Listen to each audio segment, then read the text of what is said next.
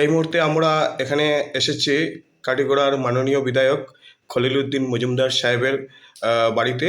উনি আর দুদিন পরেই ঈদ উৎসব অনুষ্ঠিত হবে পবিত্র রমজান মাসের শেষে। তো এই ঈদ উপলক্ষে এমএলএ সাহেব, আপনি বরাক উপত্যকা সহ সমস্ত আসাম রাজ্য এবং ভারতবাসী সবাইকে কি বার্তা দিতে চাইবেন? দু চারটি কথার মাধ্যমে আমাদের মিডিয়াকে অবগত করুন। প্রথমে আমি ধন্যবাদ জানাই যে আপনারা উপস্থিত আছেন। বিশেষ করে আপনারা প্রত্যেকে জানেন যে বর্তমানে ১২ মাসের মধ্যে ১ মাস আমরা রমজান মাস থাকে। সেই রমজান মাসটা অ্যাকচুয়ালি পবিত্র রমজান, খুব পবিত্র দিন থাকে। আর বিশেষ আমরা আজকে রমজান প্রায় শেষ হওয়ার পথে।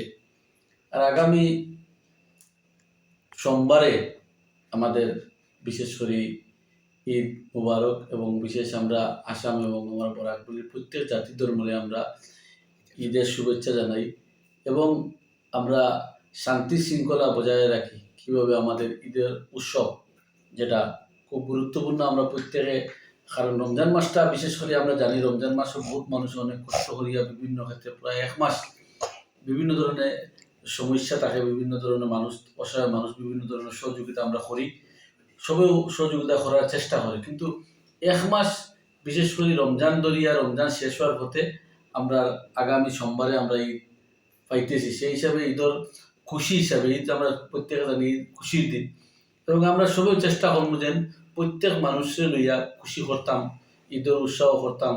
এবং বিশেষ করে আমরা ঈদর উপলক্ষে আমরা বিশেষ করে আমাদের বিভিন্ন এলাকার মধ্যে, আমাদের বরাকপল্লী, আমাদের হাইলাকান্দি, আমাদের করিমগঞ্জ, কাছাড় ডিস্ট্রিক্ট এবং কাটিগড়া আমাদের সমষ্টি, বিশেষ করে প্রত্যেক জাতি ধর্মের কাছে আমার ঈদের উপলক্ষে শুভেচ্ছাও জানাই। এবং আমরা আশাবাদী যে প্রত্যেক মানুষের বিভিন্ন ধরনের সহযোগিতা এবং বিভিন্ন সমস্যা থাকে। কিন্তু আমরা জানি কেন হাইলাকান্দি একটা বাইপাসও আগামী ঈদের দিন ৬টা থেকে কি ৭টা থেকে বিশেষ করে তারা টাইম দিচ্ছেন কেন, বিশেষ একটা বিভিন্ন ধরনের অনুষ্ঠান হইব ঈদের উসিলায়।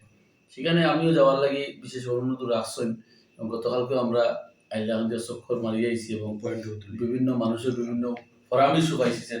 আমরা আগে জানতাম অন্য স্টেটও বিভিন্ন অনুষ্ঠান হইতো আর কি ঈদের উপলক্ষে, কিন্তু এবার আমরা হাইলাকান্দির প্রত্যেক বছর করা হয়, কিন্তু ছোট ছোট বিশেষ করে প্রত্যেক ডিস্ট্রিক্টও করা হয়। কিন্তু এবার আমরা যে বাইপাসও এখানে দেখে অত্যন্ত সুন্দরভাবে গতকালকে আমরা দেখছি, যেখানে বাইপাসের অত্যন্ত সুন্দরভাবে একটা অনুষ্ঠান করা হবে। আশাবাদী এই অনুষ্ঠানে অনেক মানুষ থাকবো এবং অঞ্চলের মানুষের বিশেষ করে আমরা